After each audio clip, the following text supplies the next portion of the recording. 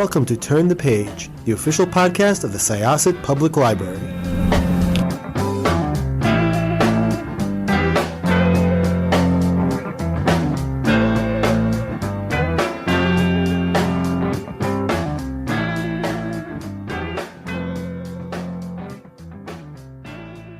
Welcome to Syosset Library's Turn the Page podcast. I am here with an author who I last interviewed sometime in February of 2020, and we all know what happened in March of 2020. And the interesting thing is, so what was the name of? Please remind me. The last book we interviewed about was The Antidote for Everything. It took me a second. Yes, that was a great book, but I do recall you had mentioned that your next book is a pandemic book, and here we are talking about it. So please introduce yourselves.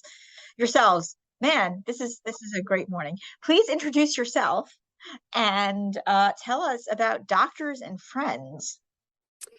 Yeah, well, so sometimes I do feel like I am more than one person, so that's fine. My name is Kimmery Martin, and I am an emergency medicine doctor turned novelist and the author of 3 works of medical fiction now, The Queen of Hearts, The Antidote for Everything, and my latest novel, which is called Doctors and Friends, and it just released in paperback after the hardcover release last year. I recall seeing that it released in hardcover last year, and I felt a little bad that I missed out on that. And now here we go again. So I can actually chat with you about it. So this book was written pre-pandemic, and it is about a few friends that are doctors, as you might imagine from the title. They're all different types of doctors. They knew each other in medical school. They're all dealing with their own thing, as we all are.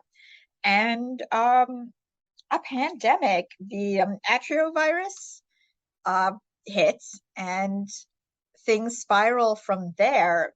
Were you like, so first of all, when did you start writing this book? Well, I had the original idea for it in 2018, and I started researching it, drafting it, and sold it to the publisher in 2019. So although it seems like you probably should be able to blame me for our real life predicament, you cannot. Although I am sorry anyway that it happened. So yeah, I had the in retrospect, terrible idea to write about a pandemic, pre-pandemic. And I went through a lot of iterations about, should this be a real virus? Should it be an invented virus? I ultimately settled on an invented virus because I didn't want to confuse people about what was real and what was, creative license. So I kind of wanted this virus that would combine the hemorrhagic nature of Ebola with the, pulmonary devastation of certain forms of influenza and the transmissibility of measles. And I decided to call it the ardiovirus. I was crowdsourcing this. I read that completely wrong. Oh, no. I mean, it's made up, so it can be, you can pronounce it however you like. I mixed up my R and my T. Well, so there is a reason for that name. It wasn't completely random. I was crowdsourcing this big group of infectious disease doctors and epidemiologists and virologists when I was researching the book. And I needed a vector for the fictional virus. As we know, probably bats were maybe involved with coronavirus. And in my fictional virus, we decided that the vector was going to be camels, which actually can transmit diseases to humans. And they are part of a class of animals, hooved animals, that has ardeo something in their species or genus name or something. And so that's where that name came from. One of my consultants suggested camels, and I thought, oh, that's a great idea because the patient 0 is traveling through Morocco, where I went to research the book. Oh, wow. Okay. Wow. Well, apologies to all camels out there, but in this book, camels are the new bats. Even though I think camels are adorable, and bats, I'm a fan of animals.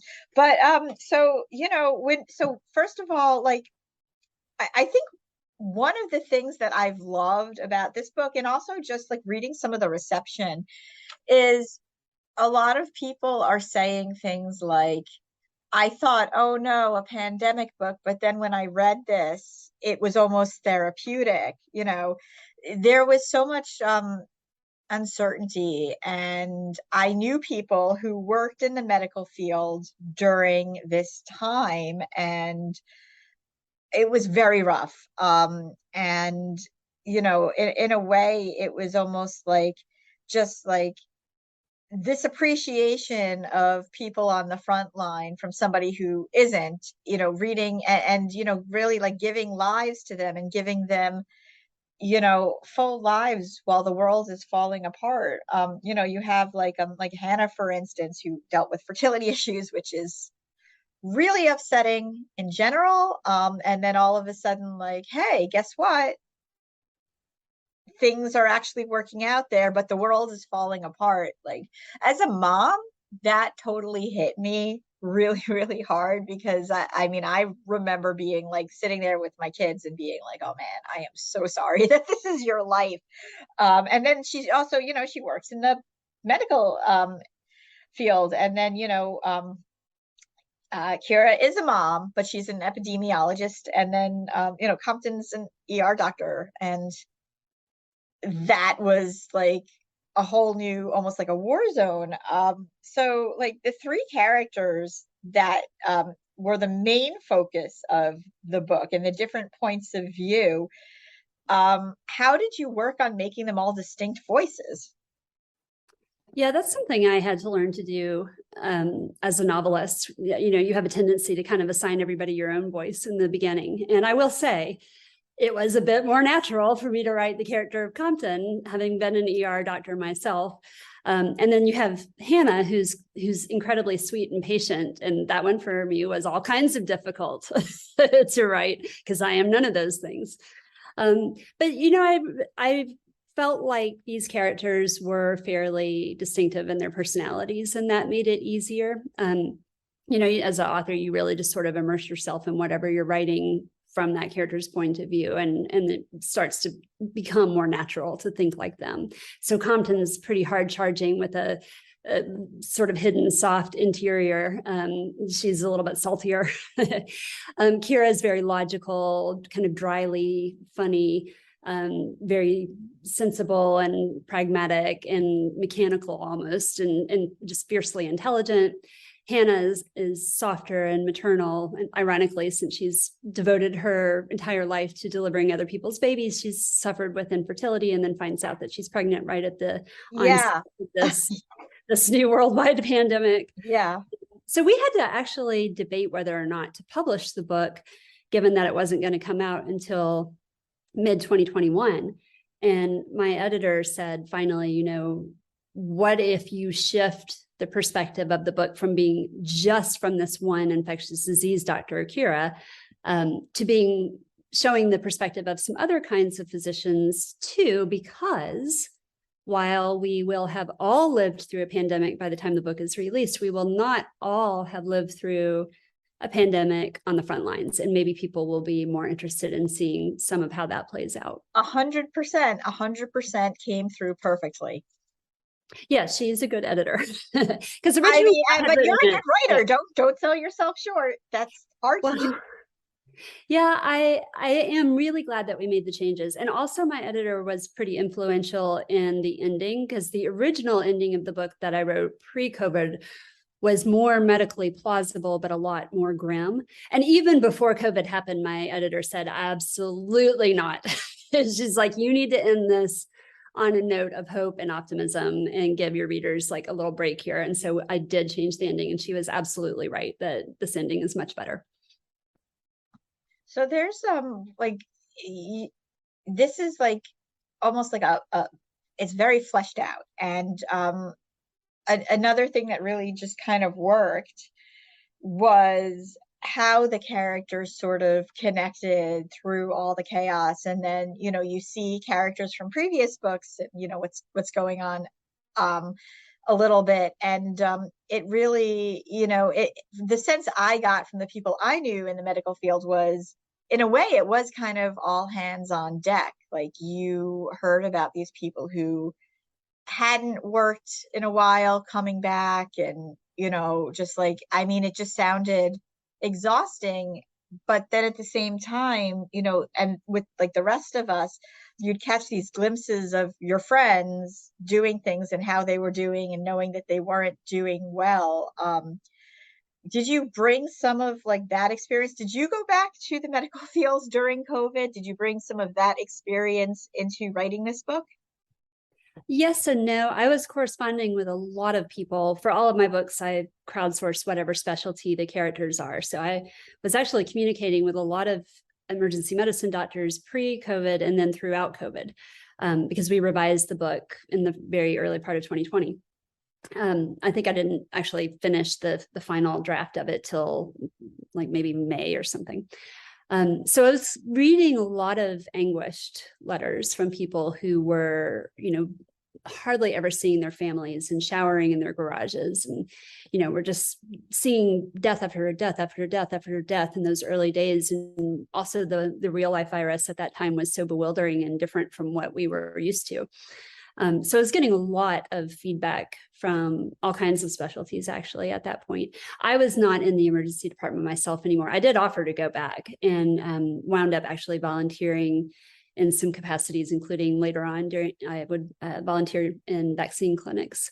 But I wasn't working as a full-time emergency medicine doctor anymore, and haven't for several years, which actually made me feel kind of like a little bit useless and bittersweet. I of course didn't really want to be putting my life at risk and enduring all that, but at the same time I really wanted to help my colleagues and help the patients. It was such a terrible time back then.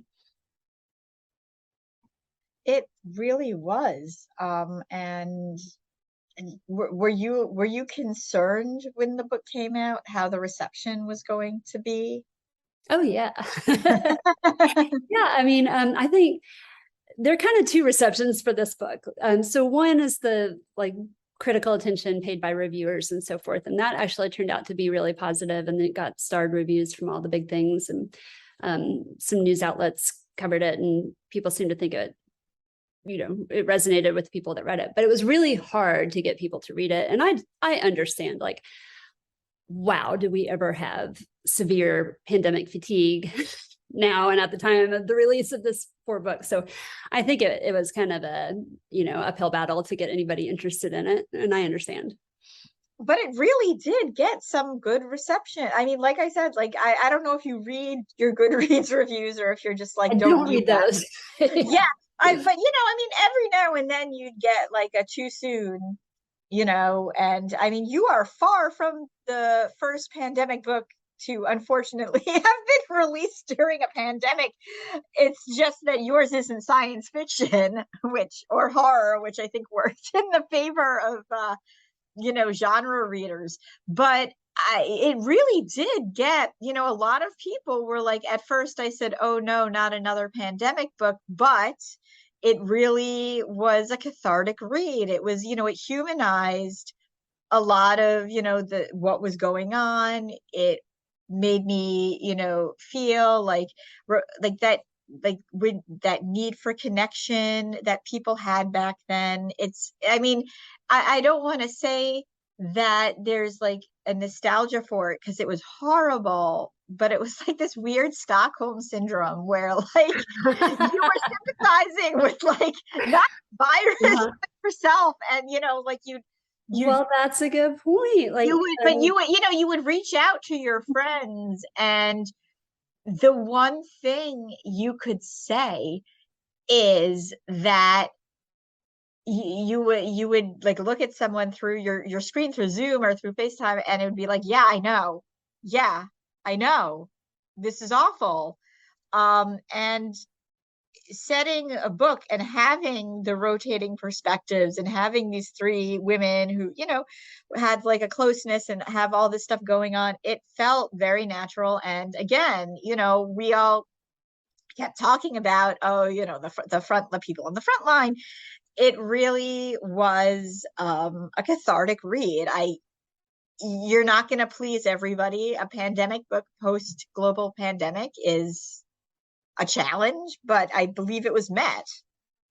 Well, and that's kind of the beauty of fiction also, is that, okay, yes, now we can all empathize with the characters in real life, maybe in a way we could not have before the pandemic, but also in fiction, the author controls the events. And so there was something oddly satisfying about, for instance, I made up the socio-political response to the virus in the book.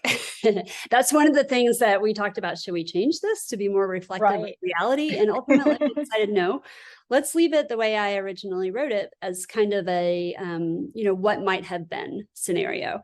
What might have been different if we had all been more unified in our response, if we had been less combative and hostile to one another, if certain governmental and political and societal things had happened a certain way, how would the outcome have been different? And it's obviously not a real life comparison, because for one thing, the virus in the book is very deadly. You have a high chance of dying or developing this terrible post-viral sequelae in the book.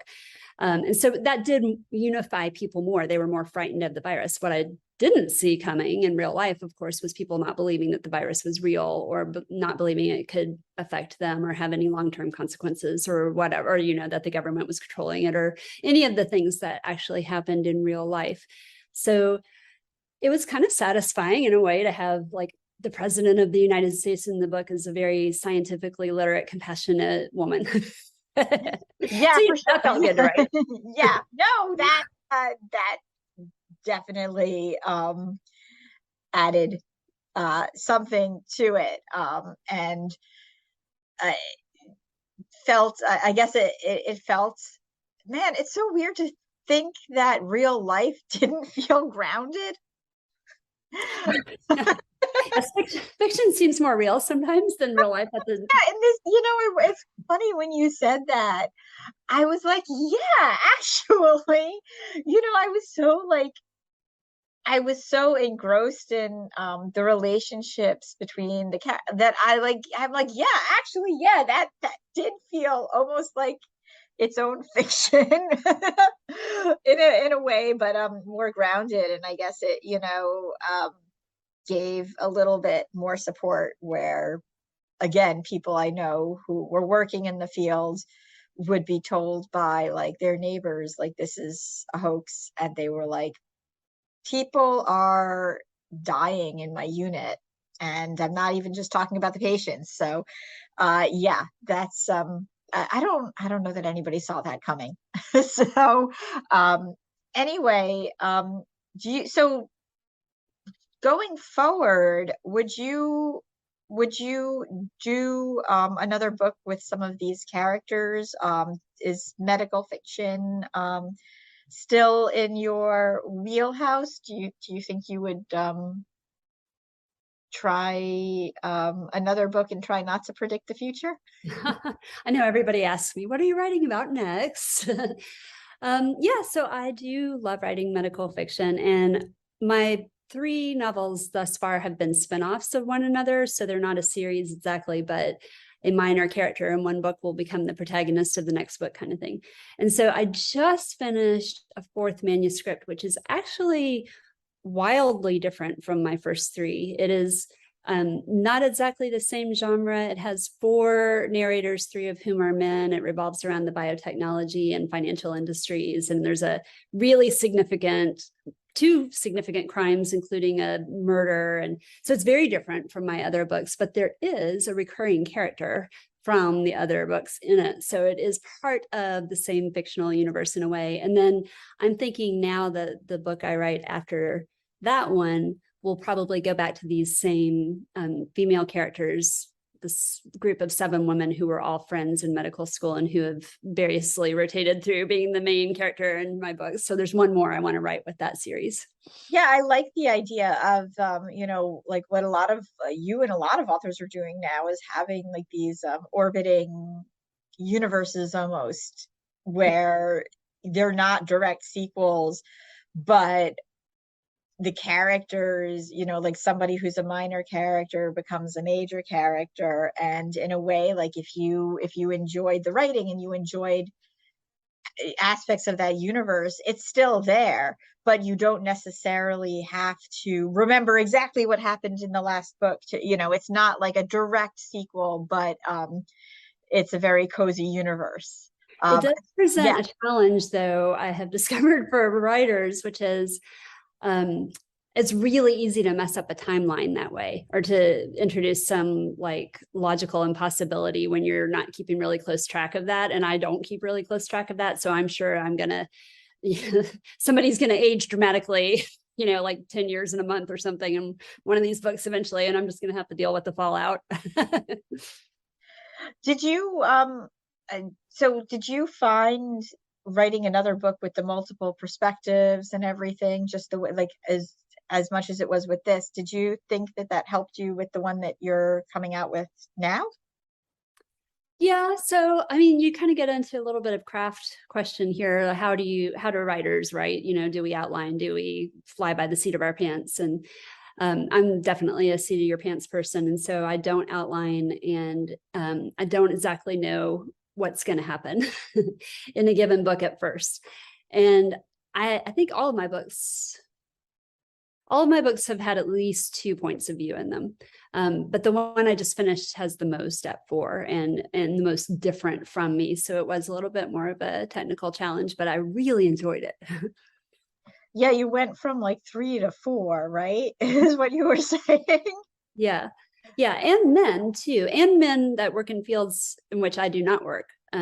So in this next book, one of the guys is a commodities trader in Asia on an open outcry market in the 1990s, which obviously is not something I have done or know anything about. So I had to really immerse myself in that for a while to understand it. And then somebody else is in the present day biotech industry, which has a lot of not only biotechnology in it, but a lot of actually quantum physics and computing stuff tied into it too. So those are things I am interested in, but didn't know much about and had to learn a little bit about to be able to write. Was it hard learning about it? Yeah. I mean, I wouldn't say I know very much still, but I did enjoy the process. I actually really am a science nerd and like reading about that kind of thing. Yeah, it's really interesting. I mean, I'm like thinking about it. I'm like, yeah, that's definitely a book I'm going to want to read. Oh, thank you. You might be the only one, but thank you. So thank you again. This was great. Thank you for writing a book. Thank you for pushing through and continuing to publish a book about a pandemic, post-pandemic, or during the pandemic. And we hope to hear more from you very, very soon. It's really nice to talk to you again. Thank you. Absolutely. So once again, this is Jessica from Syosset Libraries Turn the Page podcast. Our guest today was Kimmery Martin. And we are going to close this chapter of Turn the Page. It's time to close this chapter of Turn the Page. Join us for the next episode.